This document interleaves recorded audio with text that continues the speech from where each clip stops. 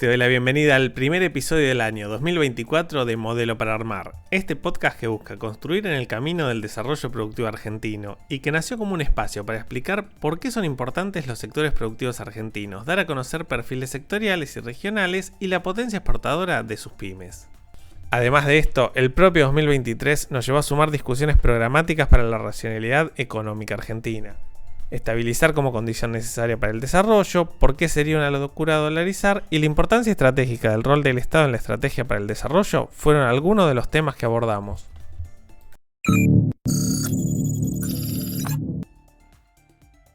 En este nuevo año de Modelo para Armar, Leandro Mora Alfonsín arranca bien arriba. Viene como invitado Daniel Steinger, director de Planificación Productiva en Fundar y una de las principales voces del desarrollo productivo de las nuevas generaciones. Gary Becker hablaba bastante, pero también él tenía la frase: la mejor política industrial es aquella que no existe. Esa idea claramente quedó atrás en el mundo y hoy el mundo está haciendo cada vez más política industrial. Una empresa que es muy innovadora en general tiende a pagar salarios mucho más altos que una empresa que es del montón. Los países desarrollados están muy especializados en empresas muy innovadoras. Si no da lo mismo producir A que B, entonces tengo que hacer algo para producir aquel producto o aquel tipo de sectores que me dé más beneficios a largo plazo. Ahí un poco la idea es, mirá, tenemos que hacer algo con el cambio climático, es una agenda que está muy fuerte en los países desarrollados, y también ver el cambio climático como una oportunidad para negocios, para generación de tecnología, generación de empleos. Si vos no haces esa política de desarrollo de proveedores, lo que va a ocurrir es que las grandes multinacionales van a explotar un mineral, van a hacerlo con tecnología extranjera y no va a tener demasiado derrame sobre las comunidades locales o sobre el país. Quédate en Modelo para Armar, que junto a Leandro Mora Alfonsín y Daniel Steinger reflexionamos sobre el desarrollo productivo que necesita nuestro país.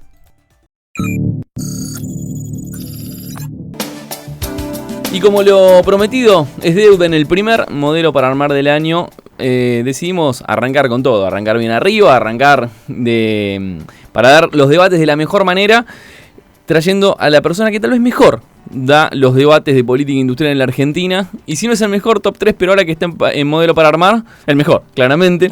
Él es el director de Planificación Productiva de Fundar, fue exdirector del Centro de Estudios para la Producción 2021, fue el titular de la Argentina Productiva 2030, forma parte de la revista Misión Productiva. Ese plan lo tratamos bastante en este programa. Lo hemos tratado bastante, es el miembro de Misión Productiva.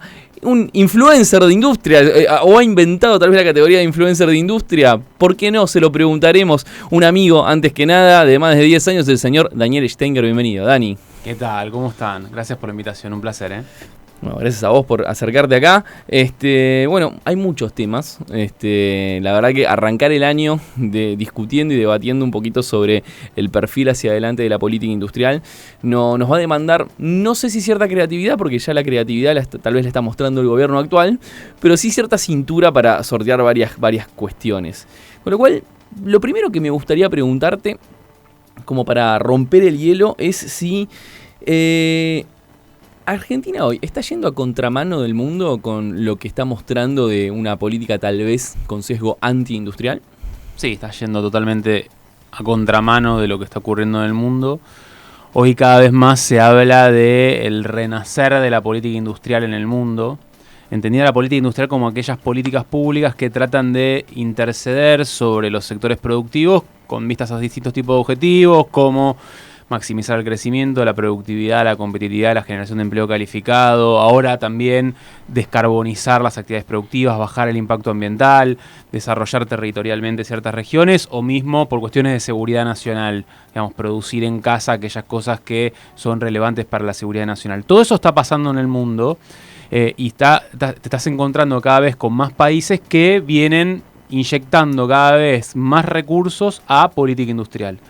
Lo ha hecho China en las últimas décadas y le fue muy bien. Lo había hecho antes que China, lo habían hecho países como Corea, como Japón, también les ha ido muy bien. Y lo habían hecho históricamente países de Europa, Estados Unidos, pero quizás en la década de los 80, los 90, más en tiempos más pro mercado, habían quizás relajado un poco la política industrial, yendo hacia miradas un poco más pro mercado, pero en los últimos años han vuelto con todo. Sí. Esa famosa frase de fines de los 90, la mejor política industrial es la que no existe, quedó muy atrás, quedó muy en el pasado. Es una frase del 85, creo, de un Nobel de Economía llamado Gary Becker. Un Nobel de Economía que cita mucho el presidente actual de la Nación Argentina, porque para hablar de criminalidad y otras cuestiones también Gary Becker hablaba bastante, pero también él tenía la frase la mejor política industrial es aquella que no existe. Esa idea claramente quedó atrás en el mundo y hoy el mundo está haciendo cada vez más política industrial. Hace poco salió un trabajo del FMI que muestra cómo se está cada vez más aplicando política industrial en distintos países del mundo. Y por estas razones, digamos, porque se considera que la política industrial, la política productiva, es clave para asegurar el bienestar a futuro de las naciones en un sentido amplio. Por bienestar me refiero no solo a generación de empleo, generación de actividad económica y salarios altos, sino también un impacto ambiental menor de las actividades productivas, por poner un ejemplo. Entonces, esas cuestiones están haciendo que la política industrial esté de regreso y acá en Argentina pareciera que estamos en 1989, digamos, ¿no? 1990, 1991, 1987, en un contexto donde ahí sí la política industrial estaba retrocediendo, al menos en lo discursivo, en la agenda global. Ahora bien, vos recién hablabas del bienestar, la política industrial como un catalizador, un vector, un facilitador de ese bienestar. Esta semana, que fue la conferencia de Davos, se le hizo una encuesta a las empresas, están las principales empresas del mundo. Me comentaban, por ejemplo, que el fee para poder participar de las charlas arrancaba en $500.000 y aún con eso no necesariamente participabas de aquellas en las que hablaban jefes de Estado. Con lo cual estamos hablando de empresas que son realmente las líderes de distintos países que participan de ese foro. Se hizo una encuesta entre esos empresarios y las principales preocupaciones que ellos tenían son las cuestiones ambientales, la desinformación, la polarización, o sea, cosas que están arriba de la agenda. Y vos recién mencionabas bienestar y la política industrial como facilitadora del bienestar. ¿En qué se muestra eso? ¿Cómo podemos explicarle a alguien que tal vez adscribe a la idea de que hay que cambiar esa noción? ¿Cómo podemos explicarle que, por el contrario, aumenta el bienestar de las sociedades cuando alguien que planifica el desarrollo productivo, lo acompaña, lo concerta, lo dialoga y va hacia un norte en ese sentido? La principal respuesta a eso es que no da lo mismo producir A que B. Hay ciertos sectores, ¿sí?, o cierto tipo de actividades que tienden a ser de mayor valor agregado, que tienden a ser de mayor innovación, que tienden a demandar más empleo calificado y por lo tanto esas actividades, en la medida que florezcan, pueden generar empleo de mejores condiciones laborales. Esa, si querés, es una de las principales explicaciones. Por ponerte un ejemplo, vos cuando mirás en qué se especializan los países desarrollados, ¿sí?, vos lo que te encontrás es que la mayoría se especializa en manufacturas, particularmente aquellas llamadas de media y alta tecnología, ejemplo, industria automotriz, industria química, bienes de capital, farmacéutica, algunos electrónica también, son actividades generalmente consideradas de media y alta tecnología y también en servicios basados en el conocimiento, ¿sí?, como software, industrias creativas, servicios financieros, servicios profesionales, etcétera. Vos mirás la composición del PBI de esos países, la composición del empleo, vos ves la composición de las exportaciones y tienden a tener un peso más grande de esas actividades. Y aún más, cuando vos agarrás las actividades quizás más tradicionales, cuando digo tradicionales, digo, no sé, producción de alimentos, el agro, la industria textil, cuando vos te fijás, generalmente están posicionados en eslabones bastante diferenciados, digamos, te venden productos con marca, productos con marketing, con diseño, y todo eso les permite en definitiva vender sus productos más caros ante el mundo, ser ultra competitivos, ultra productivos, y todo eso en definitiva va de la mano con la generación de empleos de calidad que en definitiva determinan salarios altos. Una empresa que es muy innovadora en general tiende a pagar salarios mucho más altos que una empresa que es del montón. Los países desarrollados están muy especializados en empresas muy innovadoras. Entonces, y de hecho, en parte también son innovadoras porque tienen mano de obra muy calificada, para cual retenerla tienen que pagarle buenos salarios. Entonces, cuando el común denominador del desarrollo, yo diría, ese es un punto central. Digamos, es muy clara la correlación, ¿sí? Hay algunos grados de libertad, digamos, no es perfecta la correlación, pero es muy potente. Entonces, ahí, si no da lo mismo producir A que B, entonces tengo que hacer algo para producir aquel producto o aquel tipo de sectores que me dé más beneficios a largo plazo. Muchas veces eso no se da por espontáneamente, no se da meramente por mecanismos de mercado. Entonces la historia muestra que el Estado tiene que intervenir de alguna manera para torcer el rumbo de la estructura productiva hacia aquellos sectores que vos querés fomentar. Entonces hoy lo que está pasando es eso, del mismo modo que pasó a lo largo de la historia, digamos. Por ponerte un ejemplo, China o Corea eran economías mayormente agropecuarias de subsistencia hace 70 años, 80 años. Empezaron procesos de industrialización muy influenciadas por el Estado, ¿sí? Donde el Estado marcó mucho las reglas de juego, generó sistema de incentivos, generó sistema de rentabilidades para favorecer el desarrollo industrial, y a medida que se fueron industrializando, primero por ahí empezaron con aquellas industrias menos sofisticadas, menos complejas, como, no sé, la textil, por ponerte un ejemplo, pero en la medida en la cual ganaron capacidades ahí, fueron yéndose a industrias más desafiantes, más complejas. Por ponerte un ejemplo, bueno, industria pesada, industria automotriz, industria naval, y al día de hoy, bueno, hoy están disputando la hegemonía tecnológica mundial en electrónica, en inteligencia artificial, en otro tipo de industrias de alta complejidad. En general, hay un común denominador del desarrollo que va en esa dirección. Por supuesto, después cada país tiene su trayectoria. No es lo mismo aquellos países que quizás tienen muchos recursos naturales que aquellos que no lo tienen. Argentina tiene muchos recursos naturales, quizás no tanto como habitualmente se piensa, pero tiene muchos recursos naturales, y eso es un dato que obviamente obliga a repensar una estrategia de desarrollo para acá. Pero ya vamos a llegar a ese punto. Vamos a llegar, a la Argentina ya vamos a llegar. Pero bueno, en definitiva, en el medio de eso, una pregunta que me parece interesante. Vos recién decías de las trayectorias de los países asiáticos, pero independientemente de la virtud para aplicar los recursos, también hay como una película que muchas veces como que queda oculta. Por ejemplo, en algún momento en los 80 Japón despuntaba como que iba a ser la potencia que iba a imponerse en función también de un aumento de la productividad formidable durante los 80. Fue perdiendo terreno, o sea, fue teniendo como un slam macroeconómico primero y después quedó estancado, pero en un nivel muy alto, estancado arriba, digamos. Tipo Italia. Y países como Corea mostraron a través no tanto de la productividad, sino de la innovación, de no hacer las cosas más rápido y mejor, sino hacer cosas nuevas y de maneras completamente distintas. Le ha comido mucho terreno. Hoy, ¿por dónde pasa el cerrar la brecha, ¿no? El avance de los países en materia de política industrial? ¿Por dónde pasa más en el día de hoy? ¿Por la geopolítica, por la innovación, por la disputa de los recursos, por la manera inteligente de comerciar? ¿Cómo se disputa la renta de manera inteligente hoy? A ver, hoy todo lo que decís son factores que inciden, claramente. Hoy, si vos te fijás, el foco de la política industrial en el mundo está particularmente en dos grandes ejes. Hay un gran eje que es transición energética a cambio climático, y el otro gran eje es digitalización e inteligencia artificial, digámoslo como los dos grandes terrenos.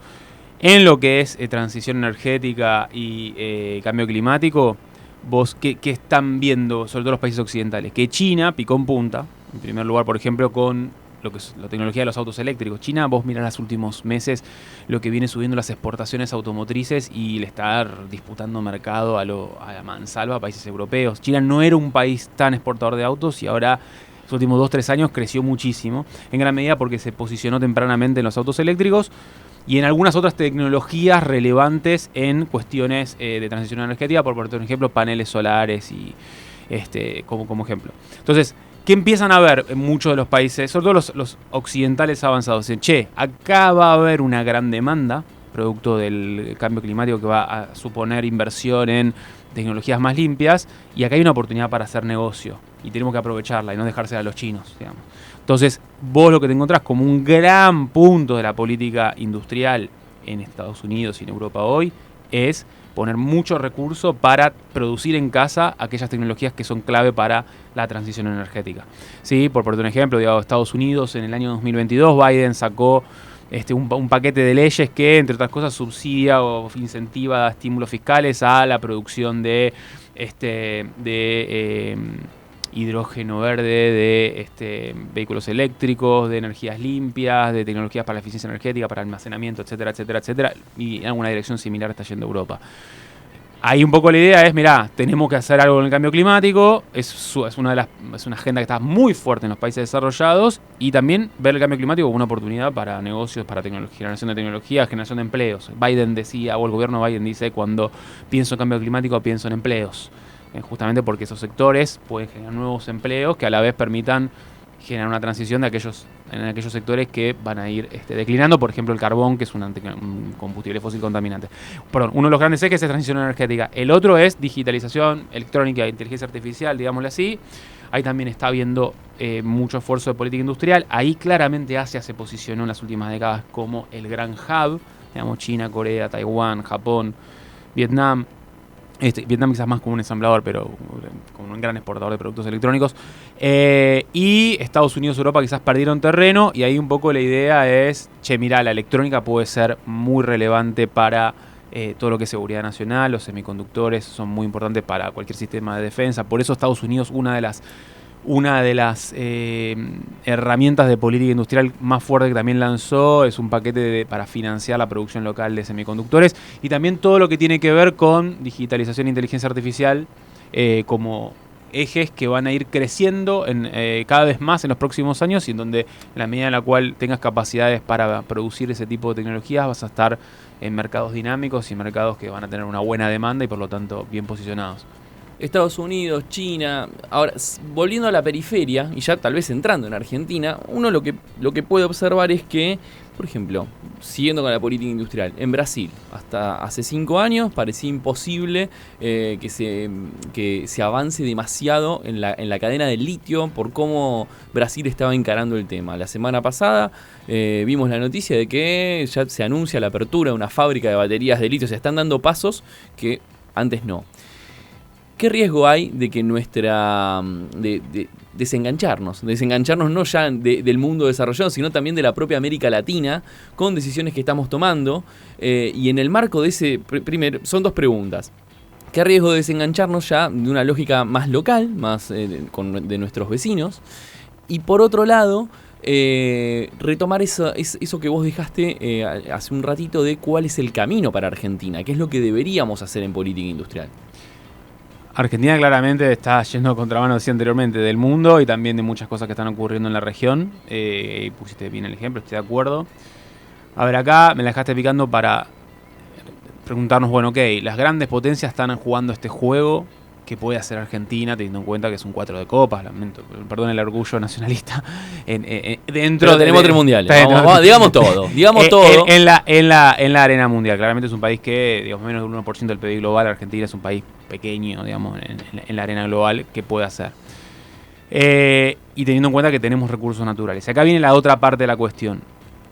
Los recursos naturales pueden ser una palanca clave del desarrollo, como lo han sido en muchos países que han hecho un uso inteligente de los mismos. Digo, desde Australia, Noruega, Estados Unidos, Canadá, China mismo. Los países explotan sus recursos naturales. Lo que pasa es que es un uso inteligente de los mismos. Es que los recursos naturales permitan generar cadenas de valor que a la vez donde se pueda tratar de innovar lo más posible. Vamos a poner ejemplos. Por ejemplo, con compras, si con una política de compras públicas y desarrollo de proveedores, eso se podría maximizar, sí, y hoy le estamos tirando para atrás. Ahí llego, para que explique un poquito qué significa esto, porque por ahí suena un poco abstracto. Lo que quiero decir es, vos podés tener un recurso natural.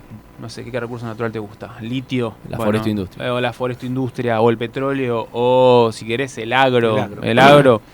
Algunos dicen que no es un recurso natural, es una discusión un poco más filosófica, pero bueno, más allá de eso, o el petróleo, el gas. Bueno, son, cuando vos mirás los países más pobres, cuando vos mirás qué exportan y en qué se especializan mayormente en este tipo de productos, ¿sí? Algunos autores concluyeron, por lo tanto, de que exportar recursos naturales es contraproducente. Es contraproducente, lleva una maldición. De hecho, coltan en Congo, exacto. Tierras raras. Ahora, cuando vos te vas a mirar un poquito más finamente la película, vos te encontrás que, Estados Unidos es un gran exportador de hidrocarburos, Australia de minerales, Nueva Zelanda de productos de origen agroalimentaria, etcétera, y son muy desarrollados, Noruega de petróleo. ¿Cuál es el gran diferencial de esos países contra Congo, y si querés los de América Latina, un poco menos, pero también, que han logrado generar esas cadenas de valor en torno a los recursos naturales. Por ponerte un ejemplo, no solo exporto petróleo, sino que también tengo todo un entramado de maquinarias de alta tecnología producidas localmente que dan servicio a la industria petrolera y que es una industria de bienes de capital asociado a la producción de petróleo. O también agrego valor a la producción petrolera, por ejemplo, con industria petroquímica. En el caso de la minería sería no solo explotar oro, sino, ponerle refinarlo o tener software para la minería o maquinarias para la minería. Vos te encontrás en Australia, es el principal exportador de software para la minería del mundo. Te encontrás Noruega, es uno de los principales exportadores de tecnología para offshore, para petróleo offshore del mundo, etc. Australia no solo exporta el mineral de hierro, exporta Exacto. la tecnología para la extracción, para todo eso, lo que se llama los METs, se le dice maquinaria, equipos, tecnología y proveedores, creo que es la sigla en inglés. Entonces, esa es una de las claves. Si no, ahí sí te quedás con las economías llamadas así extractivistas, que meramente explotás un recurso natural con toda la parte más compleja, el proceso productivo de la parte más tecnológica. Los diamantes africanos. Claro, los diamantes africanos, todo con tecnología extranjera, generás empleo en esa actividad, pero el resto de la sociedad ni se enteró y te perdiste la oportunidad de que el recurso natural sea un gran difusor de cosas buenas hacia esa sociedad. Entonces, cuando hoy se discute, por poner un ejemplo, ahí sí voy al punto, digamos, ¿qué es el desarrollo de proveedores y por qué el Estado está bueno que tenga una política al respecto? Porque el desarrollo de proveedores, la política de desarrollo de proveedores, dicho de otra manera, es de alguna manera negociar con las grandes multinacionales que, por ejemplo, explotan minerales para que te desarrollen en Argentina un entramado de proveedores industriales o de servicios complejos, o mismo dar incentivos para que aparezcan esos proveedores más complejos. Si vos no haces esa política de desarrollo de proveedores, lo que va a ocurrir es que las grandes multinacionales van a explotar un mineral, van a hacerlo con tecnología extranjera y no va a tener demasiado derrame sobre las comunidades locales o sobre el país. Mi miedo es que, bueno, un poco con lo que está pasando ahora en Argentina, que vos digas, bueno, ok, dale con toda la minería, dale con todos los hidrocarburos, no hagas nada de política de industrializar el país a partir de eso y que, bueno, que te quedes en economías típicas de países subdesarrollados donde tenés esos enclaves que serán muy dinámicos, pero que no terminan de generar tejido productivo, claro, y no multiplicás el empleo, no multiplicás la innovación, etcétera, etcétera. Entonces, por eso la política industrial sobre recursos naturales es relevante, es muy relevante. No sé si respondí la pregunta. Sí. Para cerrar, en línea con esto y para cerrar, y agradeciéndote, Dani, de vuelta. Entonces, yo lo que desprendo de lo que vos estás diciendo es que entonces el Estado no es el problema, es parte de la solución. A diferencia de lo que decía el presidente esta semana en Davos. Justo estos días estuve recordando un texto que a mí me encanta dar en la facultad. Un texto que lo habré leído hace unos 15 años por primera vez y me voló la cabeza. Se llama El Estado como problema, como solución, de un sociólogo del desarrollo llamado Peter Evans. Lean, yo creo que lo hemos dado alguna vez. Dimos clases juntos sobre eso. Es un texto de los años 90. Están influenciados. Nosotros nos divertimos de esa manera. Claro. Pero bueno, la idea, el texto se llama El Estado como problema, como solución. Es un texto de los años 90 donde Peter Evans, que es un gran estudioso del desarrollo, dice, bueno, a ver, desde los años 40 ha habido 3 grandes olas sobre el rol del Estado en el desarrollo. Por un lado, la primera ola, bien de la segunda posguerra, entre 1945 y los años 70, decía, el Estado es la solución a los problemas del desarrollo. Y eso estaba, digamos, eso explica la hegemonía del keynesianismo en economía, la hegemonía de la política industrial, que se hizo un montón de lados en el mundo capitalista. Y era justamente una mirada del Estado como el gran agente impulsor del desarrollo, ¿sí? A partir de los 70, sobre todo en los 80 y en los 90, se vuelve hegemónica la idea contraria, que es el Estado como problema. La idea de que el Estado todo lo que toca lo rompe, de que los funcionarios estatales son inherentemente corruptos, que están todo el tiempo tratando de generar tongos con el sector privado, con el empresariado, que en lugar de innovar o de invertir a partir de mecanismos de mercado, se la pasa perdiendo su tiempo en buscar prebendas ante el Estado y la sociedad queda de rehén ante eso. Eso es el Estado como problema, que es una mirada totalmente afín o casi idéntica a la como Milei describe hoy el funcionamiento del Estado en Argentina y en otros países del mundo también. Peter Evans forma parte de una tercera ola que empieza a emerger en los 80 y que empieza a ganar peso desde entonces, que es el Estado no es ni el problema ni la solución, depende de qué Estado hablemos. Y él arma una tipología de estados donde dice que se diferencian mucho en función de sus capacidades. Por un lado están los estados predatorios, y él pone como ejemplo República Democrática del Congo, que es uno de los países más pobres del mundo y un país que cayó su PBI a lo largo del tiempo. Es un país donde el Estado históricamente fue totalmente corrupto, autoritario, donde fue incapaz de ofrecer bienes públicos, de generar un sector capitalista innovador, y donde efectivamente la sociedad queda de rehén y donde se da todo eso que Milei llama la casta y todo eso, es tal cual. Evans dice, ok, eso es uno de los tipos de Estado posibles. Ahora, vos te encontrás las experiencias de los países del este asiático, por ponerte un ejemplo, Japón, Corea, Taiwán, uno podría sumar hoy China. Si me apuran a mí, muchos autores también hablan de Estados Unidos o Europa como estados que hacen exactamente lo contrario, son estados desarrollistas. Son estados que impulsan el desarrollo a partir de su intervención en los asuntos económicos, a partir de funcionarios súper profesionalizados que están en diálogo con el sector privado, donde obviamente los niveles de corrupción son menores y que además tienen capacidades, pueden diseñar e implementar política pública con capacidades. Y esos estados, dice Evans, crean mercados. O sea, esta idea de que el mercado es anterior al Estado y por lo tanto si vos sacás el Estado, el mercado aflora, es falsa. Vos mirás históricamente, los estados crean mercados, crean sectores nuevos y eso ha sido un común denominador en los países que se desarrollaron. A esos estados, insisto, los llama desarrollistas.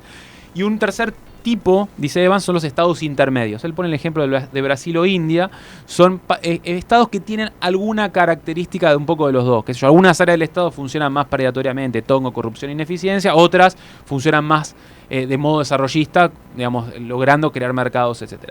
Si vos me preguntás a mí, Argentina claramente creo que se ubica en este tercer tipo, los estados intermedios. ¿Por qué? Porque vos mirás, hay áreas del estado que claramente son ineficientes, son corruptas, hay prebendas, no me cabe la menor duda, eso existe. Ahora, ese mismo estado tiene otras áreas que funcionan muy bien.